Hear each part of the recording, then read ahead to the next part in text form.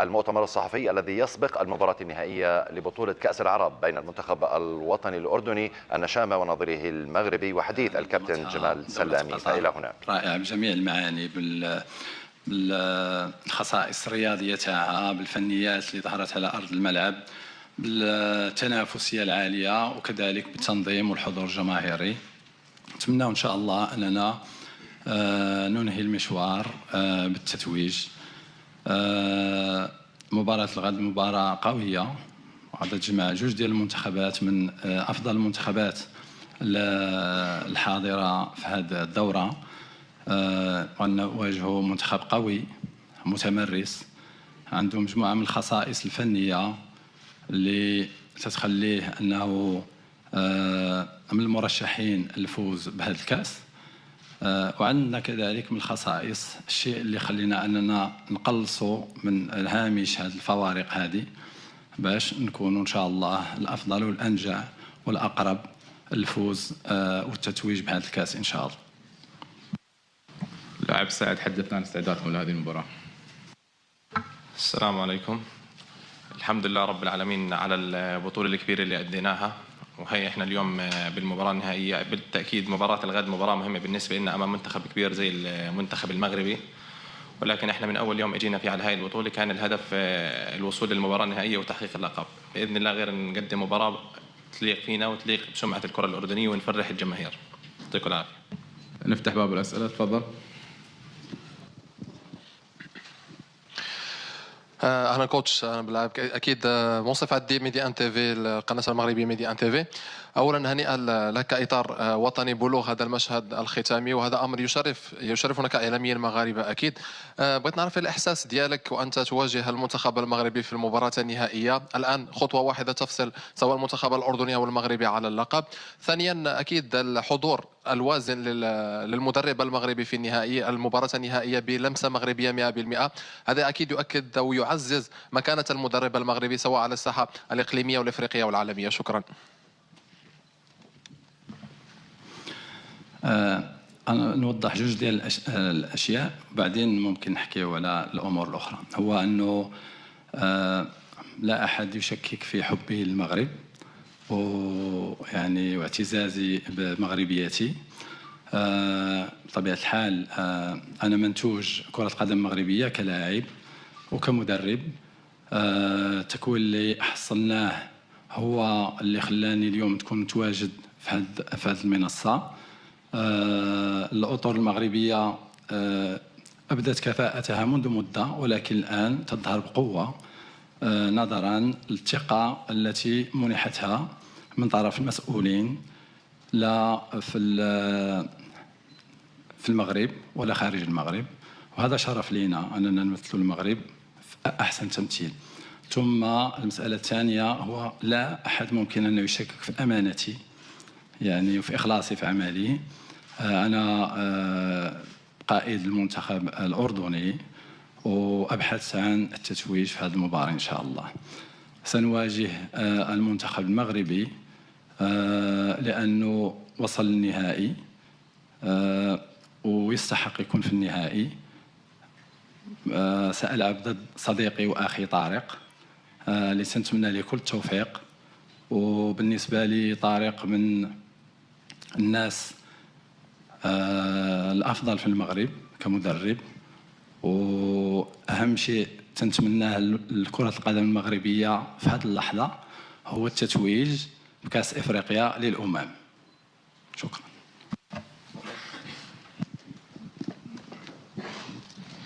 هشام مراسل قناة دبي الرياضية. طبعا ديربي كبير بين فريقين قارة آسيا وأفريقيا. شفنا المنتخب الأردني أيضا وصل في النهائي في آسيا. ضغوط كبيرة، كيف راح يتعامل المدرب اللعيبة مع هذه المباراة؟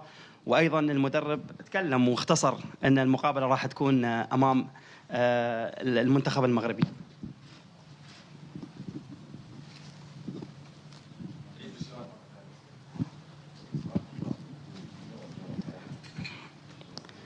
ديربي كبير بين المنتخبين الأردني والمغربي، ضغوط كبيرة راح تكون عليكم من الجماهير، كيف راح تتعامل مع هذه المباراة؟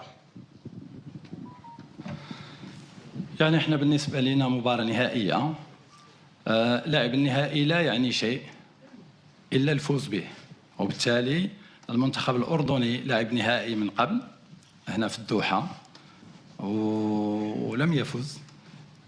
احنا مطالبين باش نفوزوا في هذا النهائي إن شاء الله، لأنه احنا أكثر حاجة للفوز من المنتخب المغربي. المنتخب المغربي في الآونة الأخيرة حقق ألقاب عالمية وكبيرة،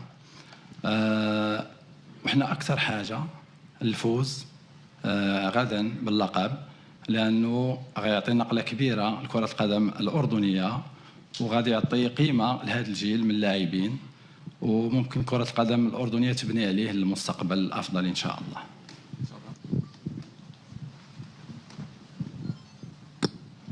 السلام عليكم كوتش. اسلام بقريعة، منصة وين وين القطرية. أول شيء مبروك الوصول للنهائي.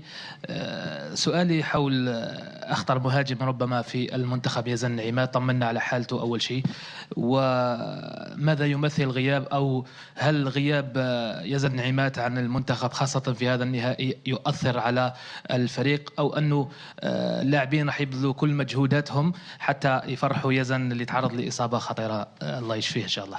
شكرا. يزن قام بالعملية هذا الصباح، الحمد لله أن العملية كانت ناجحة. غادي نزوروه بعد المؤتمر نطمئنوا عليه. غيابه فهذا واقع تعاملنا معه في المباراة السابقة. بطبيعة الحال اللاعبين عندهم رغبة في أنهم يهديوا له التتويج إن شاء الله، نتمنى أنه يتحقق لهم المراد تاعهم. اللاعب موجود ترى يا جماعة، الأسئلة بعد. لا رضا ملحم، عرب سكاي. في سؤال للكابتن جمال وسؤال للكابتن الرسان. سؤالي للكوتش، المباريات النهائية يعني جانب التحضير النفسي بكون مهم جدا، أكثر يمكن من الأمور التكتيكية، فكيف حضرت لاعبين منتخب النشامة لهيك مواجهة؟ والسؤال للكابتن الرسان، يمكن قبل بدء البطولة للأمانة الكل كان متخوف من المنظومة الدفاعية، لكن ما شاء الله 5 مباريات متلقين فقط هدفين، فبرضو بكلام موجز يعني اشرح لنا كيف تم الانسجام ما بين ال3 قلوب اللي فعليا تقريبا 2 منهم ما كانوا متواجدين في هذه البطولة. شكرا. بالتأكيد أغلب الجماهير الأردنية كانت متخوفة قبل البطولة من ناحية غياب اللاعبين، ولكن للأمانة الكابتن جمال وجهاز المعاون حضروا جيد للبطولة، اشتغلوا معنا بشكل كبير. يمكن زي ما شفنا بهاي البطولة مش بس مدافعين أو 3، احنا أغلب 6 مدافعين لعبنا بهاي البطولة، والحمد لله رب العالمين الكل ظهر بمستوى، يعني ما حسينا بغياب أي لاعب. يعني أكيد اللاعبين اللي غايبين عنا لاعبين مؤثرين، ولكن الحمد لله قدرنا نعوض هاي الغيابات ونظهر بمستوى كبير. وشفنا بآخر 3 مباريات المنتخب ما تلقى غير هدفين، بآخر 3 مباريات عفوا ما تلقينا ولا هدف، طول البطولة تلقينا هدفين من أفضل الخطوط الدفاعية بالبطولة. ندل على شيء دل إنه في شغل كبير من الكابتن جمال مع المنظومة الدفاعية، وأعطى ثقة لجميع اللاعبين. يمكن إحنا اليوم بالمنتخب 23 لاعب، 22 لاعب شاركوا بالمباريات. يعطيك العافية.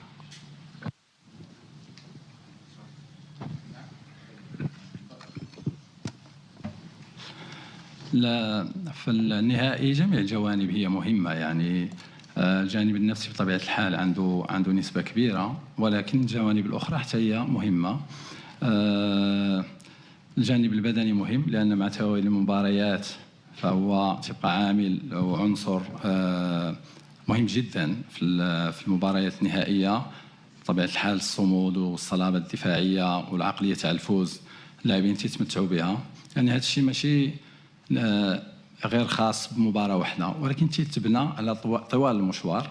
وبعدين المباراة النهائية بطبيعة الحال عندها خصائص تاعها. امبارح كان عندنا أهم شيء هو الاستشفاء تاع اللاعبين، واليوم غادي نبداو التدريب تاعنا على أساس أن عندنا غدا فرصة، يعني المباراة حتى الساعة 7، وبالتالي عندنا تجهيز خاص لهذه المباراة، تنعرفوا القوة تاع المنافس المنتخب المغربي، وحنا جاهزين إن شاء الله باش نكونوا الأفضل ونحققوا إن شاء الله التتويج بشكل مستحق، لأن هذا هو المطلوب منا. لاعب النهائي يبقى الفوز فيه هو المهم. أمين الرعد، جريدة لو ماتان. كوتش فيليسيتاسيون حيت وصلتوا للفينال. كوتش انت كتعرف مزيان طارق السكسيوي، لعبتي معاه ضده في البطوله الوطنيه يعني لمرات عديده، وكتعرف السيستم ديالو في اللعب. يعني شنو هما لي كلي اللي غتخدم بهم غدا باش تقدر ديستابيليزي الفريق الوطني؟ شكرا. اول شيء حكيت عليه هو انه طارق السكيتيوي بالنسبه لي شخصيا هو المدرب المرتقب للمنتخب المغربي إن شاء الله بعد التتويج بأمم إفريقيا ثم كأس العالم، لأنه في سنتين حقق الميدالية البرونزية، المركز الثالث في الأولمبياد، فاز بالشان ميدالية الذهبية، ولا يضره أنه يأخذ المركز الثاني والميدالية الفضية في المنافسة. راكم من التجربة الشيء الكبير في هذه السنتين، يعني اشتغل مع مستقبل كرة القدم المغربية، يعني اللاعبين الأولمبيين، من اللاعبين تيمارسوا في أوروبا وتيمارسوا في المغرب تيمارسوا في الخليج، اشتغل مع اللاعبين المحليين وحقق معهم ميدالية ذهبية، والآن تيشتغل مع منتخب اللي ما شرفش عليه ولكن جمعوا في وقت قصير ووصل به للنهائي، وبالتالي مقومات تاع مدرب تاع المستقبل تاع المنتخب طوال المشوار تاع هذه المسابقه. وحنا تنتواصلوا انا وياه بعد كل مباراه، يعني تهنيني ودائما تنحكيو على النهائي. الحمد لله احنا وصلنا للنهائي. من خصائص المنتخب المغربي هو عندهم حسن لوداري اللي سبق لي يشتغل مع المنتخب الأردني في كأس آسيا، وكذلك في لاعبين، يعني لاعبين اللي لعبوا معايا أنا في الفتح تعرفوا طريقة اللعب. يعني هذو كلهم معطيات يعني عند المنتخب المغربي مقومات اللعب تاعنا، وإحنا كذلك تنعرفوا اللاعبين المغاربة، ولكن أهم شيء هو النجاعة داخل الملعب يعني والتوفيق. يعني شفنا المباراة السابقة تاعنا مع المنتخب السعودي، يعني في مجموعة من مراحل المباراة كان ممكن تلقاو أهداف، ولكن كانت في يعني قتالية تاع اللاعبين بصلابة اللي عطاتنا هذا الوصول للنهائي. نتمنى غدا إن شاء الله أن يكون التوفيق من جانبنا إن شاء الله ونفوزوا، لأن تنظن بأن الفوز تاع المنتخب الأردني ما غاديش يخلي الجماهير المغربية غاضبة كثير، ولكن احنا يعني أكثر حاجة أكثر إلحاح في الفوز إن شاء الله. يعطيك العافية كابتن جمال. كابتن سعد بسام مجال القناة الرياضية. كابتن جمال، طمنا عن حال منتخبنا. يمكن اللقاء الماضي كان بعض الغيابات، عامر جاموس يمكن نزل آخر نص ساعة كان مصاب، لاعبنا آدم القرشي، أيضا إبراهيم سعادة. بشكل عام الحالة للاعبين، وأيضا رسالتي للكابتن سعد أكيد كما ذكر الكابتن جمال احنا بحاجة أكثر للفوز، يعني آخر لقب قبل 26 عام، فاحنا ما قلنا نعمل عليكم ضغط كثير، ولكن شو رسالتك للجمهور للإعلام حول هذا النهائي؟ احنا يمكن اول مره المنتخب الاردني بيوصل للمباراه النهائيه بكاس العرب، فاحنا ما بدنا نوقف، يعني نوقف عند هاي المباراه، يعني ما نوقف عند فقط النهائي. احنا من اول يوم اجينا فيه زي ما حكيت انه احنا كان هدفنا اللقب وتحقيق البطوله، وهذا الشيء زاد علينا بزيد علينا المسؤوليه، انه اغلب الجماهير كانت مطالبتنا بالبطوله قبل ما نيجي. هذا الشيء زاد علينا حط علينا مسؤوليه كبيره احنا كلاعبين. احنا من اول يوم اجينا في على هاي البطوله احنا كلاعبين بس نجتمع، هدفنا كان واضح تحقيق اللقب، وبعد اصابه الكابتن يزن عماد صارت المسؤوليه مضاعفه في تحقيق اللقب. وان شاء الله بطلب من جماهيرنا مؤازرتنا بكره بالملعب والتشجيع طوال المباراه من الدقيقه الاولى لنهايه المباراه باذن الله، غير نلعب بروحنا وبقلبنا لنفرح الجماهير سواء الموجوده بقطر او الموجوده في الاردن. بالنسبه للمجموعه الحمد لله المجموعه جاهزه، استرجعنا اللاعبين المصابين اللي ما كانوش معنا في المباراة السابقة بحال أدهم القرشي اللي كان مستحيل انه يلعب المباراه السابقه. جاموس كان مصاب وبالتالي اضطرينا اننا ندخلوا في الدقائق الاخيره. كذلك ابراهيم، يعني اللاعب الوحيد اللي عندنا غايب في المباراه هو يزن النعيمات. اللاعبين الاخرين هم جاهزين كاملين ان شاء الله لتحقيق الهدف والمراد ان شاء الله.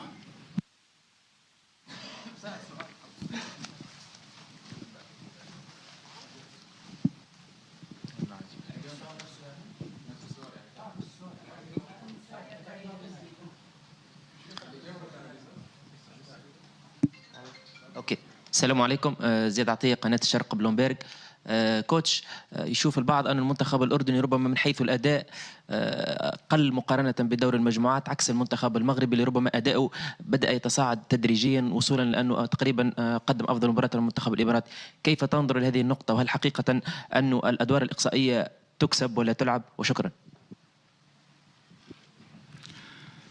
يعني كل منتخب تلعب بالمقومات تاعو. يعني احنا إلا نحكيو على المباريات السابقة، مثلا المباراة الأخيرة اللي جرينا ضد المنتخب السعودي، يعني كان غياب 10 لاعبين، يعني 10 لاعبين من تشكيل، يعني من المقومات تاع المنتخب. هذا ماشي سهل يعني، وتفوز في مباراة نصف ضد المنتخب السعودي بالعناصر تاعو كاملة، يعني هذا شيء كبير يحسب لكرة القدم الأردنية والمنتخب الأردني. وبالتالي النهائي الناس ما تتذكروش كل اللي لعبوا، تتذكروا اللي فاز فيه. وبالتالي احنا مباراة الغد مباراة قوية بالنسبة لنا، غنواجهوا خصم اللي عنده مقومات كبيرة، لا من الناحية الفردية، لا من الناحية الجماعية، لا من ناحية التكامل في الخطوط، لا من ناحية البدلاء تاعو، لا من ناحية الشخصية تاع المدرب ومقومات المدرب. وبالتالي كل مباراة عندها السيناريو تاعها. أهم شيء هو عند الصافرة الأخيرة تكون أنت الفائز، وهذا هو اللي تنبحثوا عليه في جميع المباريات. لأنه وصلنا النهائي ولا واحد كان يحكي على المنتخب الأردني لو كانت فنياته عالية وما وصلش النهائي، وبالتالي وصلنا النهائي عن جدارة واستحقاق. نتمنى إن شاء الله أننا نتوجوه باللقب.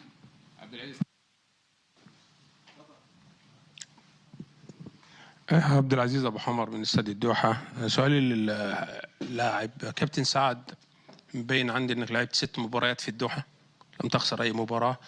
كيف كل مرة بتشوف لما بتلعب في الدوحة وأريحيتك أنت كلاعب؟ وسؤالي نفس الكلام للكابتن جمال، أول نهائي في تاريخ كأس العرب يجمع بين مدربين 2 من جنسية واحدة. طبعا بنرحب بالكرة المغربية، الكرة المغربية تاج على رؤوس الكرة العربية. كيف تشعر بهذا لأول مرة 2 مدربين من جنسية واحدة في نهائي مهم شافوا أكثر من 1 مليون من داخل الملعب حتى الآن؟ شكرا. بالتأكيد احنا أي مباراة بندخل عليها سواء أنا أو أخوان اللاعبين بكون هدفنا الفوز. أكيد يعني زي ما حكيت احنا بالدوحة ما خسرنا ولا مباراة، يمكن 5 مباريات 5 فوز.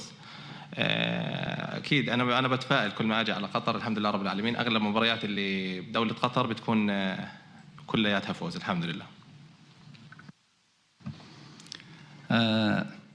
تواجد جوج ديال، ماشي جوج ديال المدربين، وإنما جوج 2 ديال الطواقم المغربية، يعني طاقم مغربي يشرف على المنتخب المغربي وطاقم فني مغربي يشرف على المنتخب الأردني. يعني هذا كله هذا تتويج الرؤية والعمل والتخطيط من المسؤولين ديال كرة القدم المغربية على تكوين المدربين. الحمد لله أننا وصلنا لهذه القيمة هذه في إبراز كفاءات وإمكانيات الأطر المغربية في جميع النواحي. وهذا باب مفتوح، يعني احنا تنحملوا المشعل ديال الأطر المغربية ونفتح المجال لأطر أخرى شابة إن شاء الله أنها تتألق في مستقبل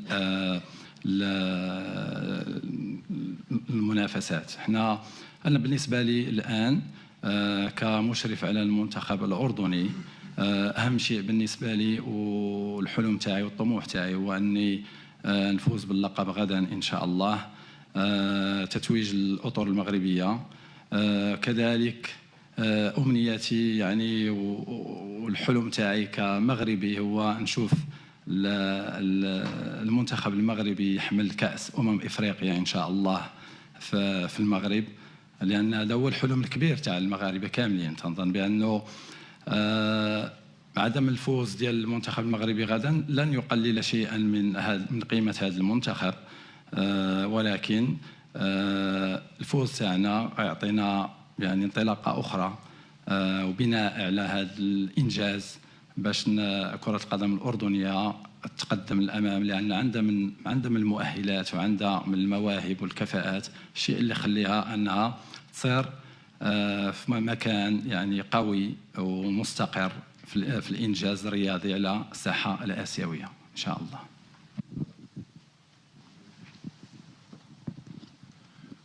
السلام عليكم، أيمن ريحاني مراسل. مدرب جمال سلامي كمدرب من عرب افريقيا يشرف على منتخب من عرب اسيا، شنو رايك في الجدل الحاصل بين جماهيريا وحتى اعلاميا على موضوع مين الاحسن مين الاقوى، عرب اسيا ولا عرب افريقيا؟ شكرا.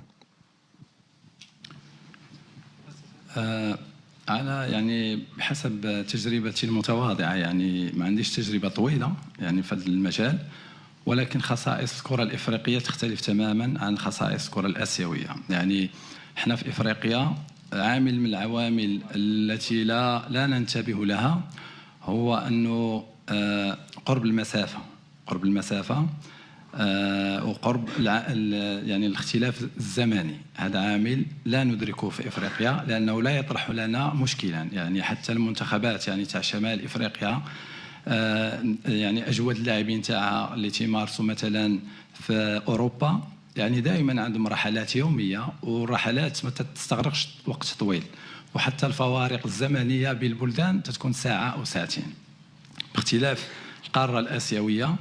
هذا عامل مهم جدا ومؤثر. يعني لما تكونوا عندك لاعبين تلعبوا في شرق اسيا يعني اختلاف التوقيت تيشكل لك صعوبه.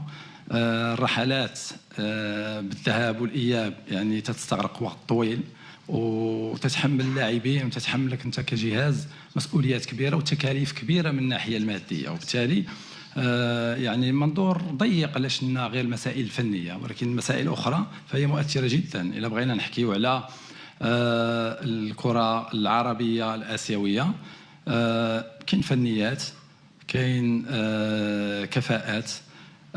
تنظن بأنه مؤخرا لمسنا الفرق فقط في التنظيم والاستقرار، يعني في الاستقرار في التصور وفي السياسة. تنظن بأن وهذا هو اللي أعطى لكرة القدم الأردنية هذا السبق.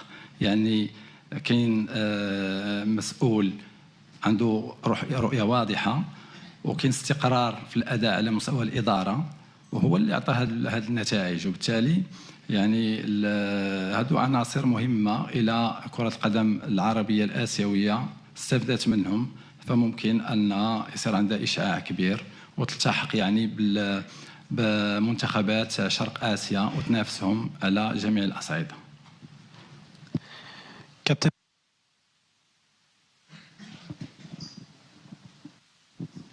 صهيب أبو شقرة، وكالة سرايا الإخبارية الأردن. كابتن جمال يعطيك العافية، شكرا جزيلا. الشعب الأردني كله مبسوط وسعيد، وإن شاء الله بكرة بتكمل. كابتن، ماذا يعني لك حصول حارس المرمى في مباراتين إقصائيتين على رجل المباراة؟ وكابتن الروسان، كيف يزيد هذا من همتكم وثقتكم؟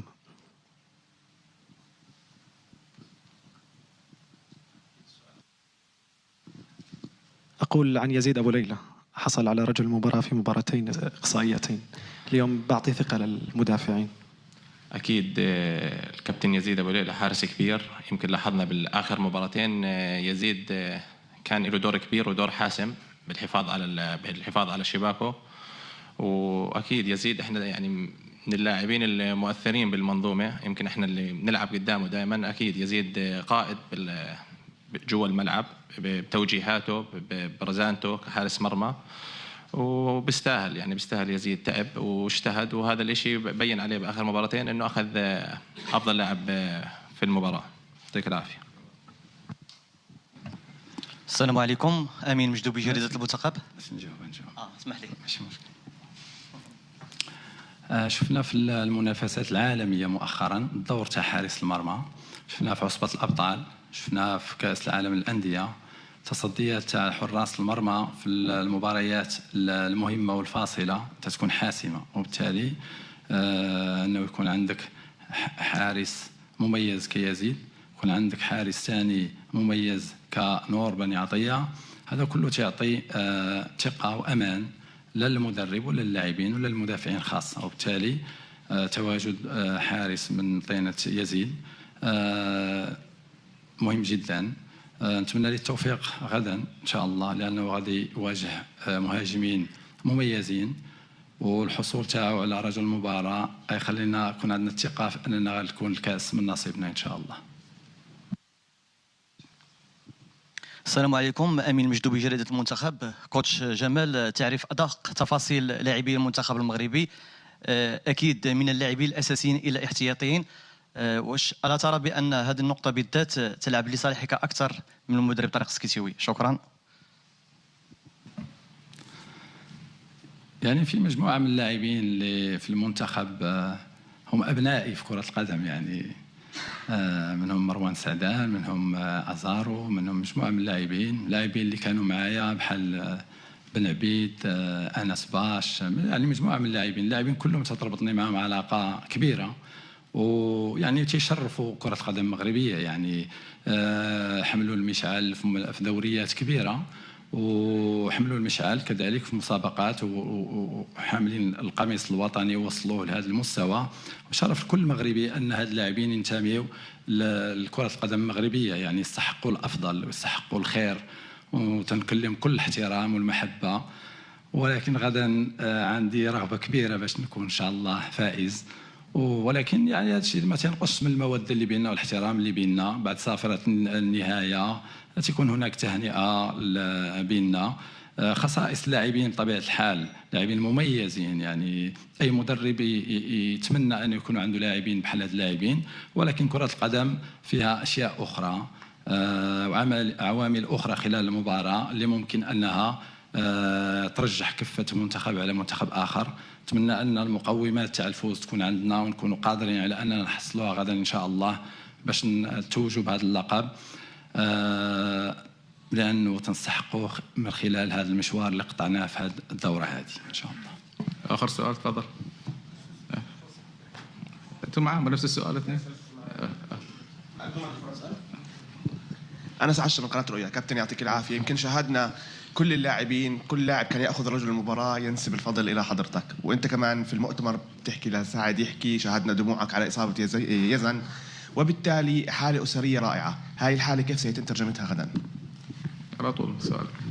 طبعا بالنسبة لآخر لقب لبطولة كأس العرب كان إفريقيا واللي توج به المنتخب الوطني الجزائري، فهل في نظرك وقراءة أولية لهذه المباراة هل تعتقد بأن اللقب العربي سيعود إلى إفريقيا أم سيبقى في آسيا هذه المرة؟ شكرا.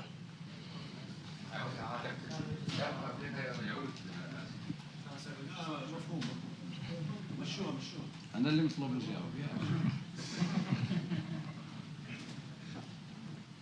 الحالة الأسرية والعلاقة اللي تجمع اللاعبين فهي مهمة جدا، يعني كل مدرب تعرف هذه الخصائص وهذه العناصر المهمة في الإنجاز. تنظن بأنه المنتخب المغربي تعيش نفس الحالة، وهذا من العوامل اللي خلاوه يوصل لهذا النهائي هذا. احنا عندنا علاقة مميزة تجمع اللاعبين، وهذا يعني عنصر فعال يعني داخل أرضية الملعب. وخير مثال عليه هو دخول عصام السميري في المباراة الأخيرة بدون تجربة، بدون يعني مباريات كبيرة من المستوى اللي قدم، ولكن المساندة تاع اللاعبين والحماس اللي كان عنده والرغبة اللي كانت عنده فخلته يكون سد أمام لاعب مميز هو اللي كان هو ياسر سالم الدوسري. وبالتالي يعني هذو أشياء مهمة جدا خاصة في مباراة نهائية. بالنسبة للقب تنظن بأن اللقب السابق يعني المنتخب الجزائري كان منتخب رائع، المنتخب المغربي كان منتخب رائع، المنتخب التونسي كان منتخب رائع، وبالتالي اللي فاز فهو اللي كان تيستحق، لانه عرف كيف يتعامل مع المباريات ومع الضغوطات اللي كانت في هذيك المرحله. الان مرت 4 سنوات، يعني صار فيها شغل، كل منتخب اشتغل بطريقته، وصلنا للنهائي. ما تعنيش بان المنتخبات الاخرى اضعف، ولكن استفدنا من بعض الاخطاء. شفنا كيف يعني المنتخبات كاع اللي واجهناها، يعني المنتخب العراقي جاو فرص، المنتخب السعودي جاو فرص، وصلنا للنهائي.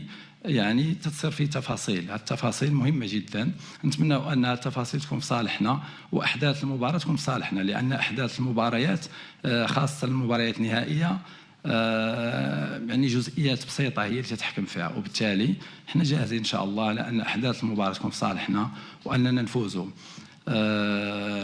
نفوزوا يعني المنتخب الاردني منتمي لقاره اسيا. هذا ما تعني شيء، احنا بالنسبه لنا جينا باش نلعبوا كاس العرب بين اشقاء، والافضل هو اللي يفوز. قدمنا كره قدم اللي شرفت الجميع وشرفت الكره الاردنيه والجميع تحكي عليها. نتمنى للاعبين انهم يتوجوا بهذا اللقب، لانه غيكون يعني قطف النتيجه في الاخر اللي يستحقوها ان شاء الله. شكرا للكابتن جمال وشكرا للاعب سعد.